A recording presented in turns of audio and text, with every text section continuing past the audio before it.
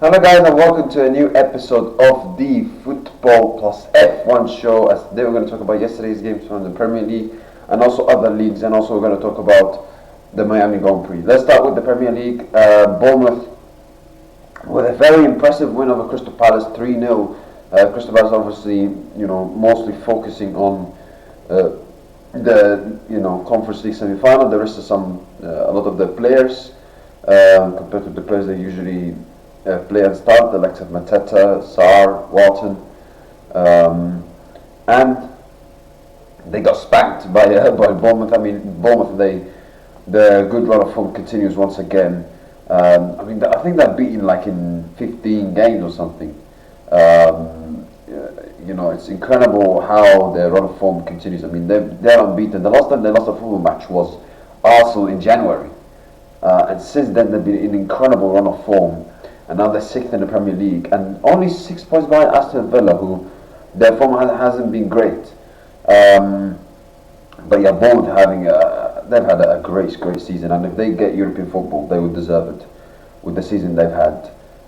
It's just a shame that for them that Areola leaves the club, pursuing the job he's done. But incredible job that Areola's done. Incredible, like considering Bournemouth have had to let players like. I think one of the players left Bournemouth to go to PSG. I don't remember his name, but he left Bournemouth to go PSG. Hedgerson to Real Madrid. There's Semenyo to Manchester City. And for them to be still in this position, fighting to get European football is a fantastic achievement for them. So congratulations to Bournemouth, and a very, very good win over Crystal Palace for them. And if you look at their upcoming games, they've got Fulham away, who have not much to play for. City at home, which they could get something from that game, because City will come back off the FA Cup final against Chelsea, and City would have to win that game, of course, for obvious reasons. And then they've got Nottingham Forest away, where it depends if Nottingham Forest stays up or not. So you look at all those games. I mean, if let's say Nottingham Forest stay up, I think they could win all of those games, even against Manchester City, because Manchester City would have played on Wednesday against Crystal Palace, Saturday against Chelsea, and City would have to win that game. And Bournemouth are at home. I think Bournemouth could win all of those games. I really think so, if Nottingham Forest also stay up. Because I think if Nottingham Forest are still not staying up, and maybe Nottingham Forest could be in the Europa League final. Who knows? I think it depends on the situation as well. So, but Bournemouth might have a good chance actually for getting European football. Because you look at the likes of Brentford, Brighton, Chelsea. Brentford, they've been kind of inconsistent, but they're getting back to form. Brighton, same thing, even except the last game. Chelsea, you never know with them. So, yeah, but Bournemouth have a very, very good chance of getting European football. That's for sure. Manchester United beat Liverpool 3-2. This was the big game of this weekend. The two biggest clubs in England, for sure. The trophies, the history that they have, the rivalry is huge between those clubs. And Man United win 3-2 at the end. Congratulations to United. They deserve to win. They started the game fantastically well in the first 15 minutes. Cunha with the goal, 1-0. Shambolic defending from Liverpool, but very good goal from Cunha.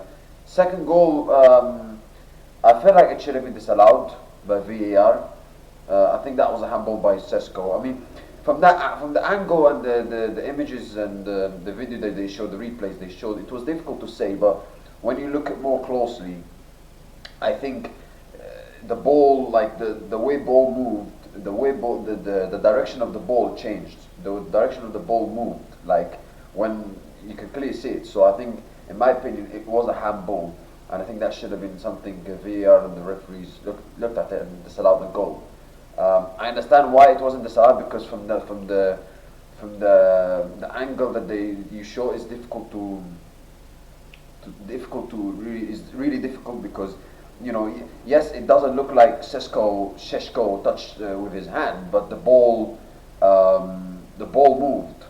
The ball moved when it moved to different directions of his body. So it's really difficult one to tell. It's really difficult, I have to say, but I think it should have been disallowed in my opinion, because the ball changed, the direction of the ball changed. So yeah. But United were doing well in the first half, and they were very, very good in the first half. They were deserved to lead, and they were looking really, really good. And Liverpool were awful. Except that chance from Gatpo, they were really awful. But United were looking very good. They could have scored more as well. If Bruno Fernandes had a very good chance, United were looking very, very strong in the first half. And the second half, like I said, good goal from Cunha. There was a bit of the deflection, of course, coming from McAllister's side, but a very good goal. And then Liverpool, you have to say, they did work to come back. They did work to respond. They showed good character and good spirit, a good fight. But you also have to point the finger at United's silly mistakes. I mean, Diallo giving the ball away, and then Liverpool quickly scored, which was a very good goal from Szoboszlai. Second goal, poor communication, poor organization between the goalkeeper and the defenders of United Lemons. A very poor mistake. I mean, two attackers are pressing you. Like, why don't you go long? I don't know what's this weird obsession about modern goalkeepers, where they are so obsessed to play out from the back. When the attacker's pressing you, play long. You can't do that. You know, it's not like it's an instruction by. I don't think Carrick asks his players he asks Lemons to play out from the back. I don't think he does that. So if a coach really wants the goalkeeper to play out from the back, as some coaches are obsessed on that, like Mikel Arteta, for example, at times, then I would understand it. But I don't think Michael Carrick is that type of manager, from what I feel, that asks Lemons to play out from the back. So why do you play out from the back? And it doesn't make any sense. So yeah, but they could see the goal very quickly, and Liverpool punished them 2-2. And you think like, okay, United throw it away over 10-15 minutes. How are they going to come back after that? And Kobe Mainoo, I mean, and the Ruben Amorim, the guy like was slandered by Ruben Amorim, saying, oh, he's not good enough to play, he has to fight for his position, etc. But the more you see him play, the more you watch him play, the more you see him perform, the more you realize Ruben Amorim was so stupid. No, I'm being serious. The more you realize Ruben Amorim was stupid, because how can you not start this guy? Because this guy, like Mainoo, was amazing, brilliant performance from him. The goal, fantastic goal from him, and it's not only the first time. The only time he stepped up against Liverpool, I think in 2024 when he scored a brilliant goal, backheeled and into the top right corner. Brilliant goal from him. But again, another fantastic goal from him against Liverpool, and the winning goal, and a brilliant performance from Mainoo. The guy could attack. He can also at some point defend as well, but mostly when he goes forward, he's electric. He's fantastic. And I really don't get how, like, you know, this is the difference that I think, you know, when Carrick came in, you could clearly see Mainoo started to play with more freedom. He's more expansive out of goal, and he's also Mainoo is the kind of player that now he's, you know, able to have the express. He's able to express himself and able to show his qualities, and you can clearly see he's doing that really well under Michael Carrick. He wasn't able to do that under Ruben Amorim because he wasn't given enough chances, but for United with Michael Carrick, he's been absolutely fantastic. Brilliant performance from him. So yeah. And yeah, Man United win 3-2, and that means Manchester United qualify for the UEFA Champions League next season. For the first time will play Champions League football next season since the 23-24 season, when they finished bottom of the group. But obviously that was before the new format came in. Next year they will play with a completely different format, which is a league phase, and they have to play 8 matches to qualify for the last 16. And maybe playoffs, who knows. But United finished third, and they all finished third. I mean, they're 6 points clear of Liverpool and Aston Villa, 3 games to go. They should finish third. You have to give credit to Michael Carrick. He's done a very good job. Whether he gets the job, whether he doesn't get the full-time job, that's like I said, a discussion for another day. I mean, there's not many options out there. You have to say there's not many options out there for United to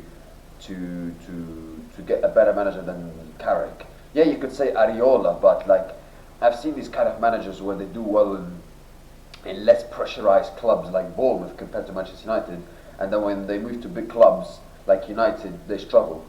So I think Ariola is a good manager, but it's a bit of a risk in my opinion. I think that if Enrique leaves PSG this season, I think United should try and go and get him, in my opinion. And people say, oh, but why Luis Enrique would join Manchester United? Why? Yeah, but Luis Enrique, I think Luis Enrique, if you look at from what I heard, he could leave PSG this season, to get a more difficult challenge, a better challenge. Because let's be honest, managing in the Premier League is much difficult managing in the French league. So I think if he leaves PSG this season and if he's available, I think Luis Enrique could, he's a very good option that United could get, in my opinion. So if he's not available, then I think the best choice for United to do is to give the job to Michael Carrick, because yes, he's done a very good job, and yes, maybe it could be a similar thing happening to what happened to Ole Gunnar Solskjaer, and maybe there's a bit of a risk of it, and Michael Carrick doesn't have the experience as the top coaches have, like for example Guardiola or Enrique, but it can work. It can work. There's a chance it could work, because Zidane, for example, he didn't have much experience managing Real Madrid before managing Real Madrid as in coaching. I'm talking about, and he did really, really well.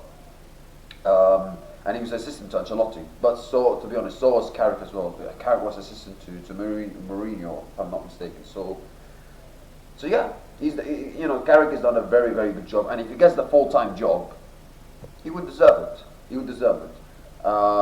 Should he be I think if Enrique is not available, I think United should give him the job, because I think Ariola is a bit of a risk in my opinion. If Enrique is available, then United should go and get him, in my opinion. So yeah, but great achievement for United, considering where they were poor. They were so poor, and so many things going against them at the start of the season.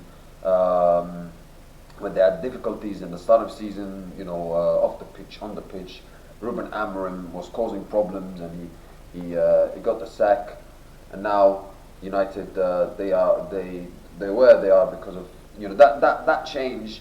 Michael Carrick becoming the manager, and the wins against Man City and Arsenal. I think that was the huge turning points for United's season, in the way they were able to come back and restore the season, finishing in the Champions League football. So congratulations, well done for Liverpool. I mean, that's now, how many losses now for Arne Slot? That's 18, 19 losses.